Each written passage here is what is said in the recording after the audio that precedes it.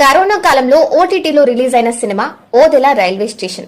ఇప్పుడు ఆ చిత్రానికి సీక్వెల్ తీసి పాన్ ఇండియా స్థాయిలో రిలీజ్ చేసింది Sampath Nandi and team. Ashok Teja direct చేసిన ఈ చిత్రానికి స్క్రిప్ట్ అందించడంతో పాటు దర్శకత్వ పర్యవేక్షణ కూడా చేశాడు సంపత్.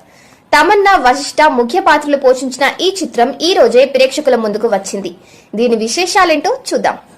విలన్ ప్రేతాత్మగా మారి తన ఆత్మకు శాంతి లేకుండా చేసిన ఊరి మీద పగ తీర్చుకోవాలనుకుంటాడు.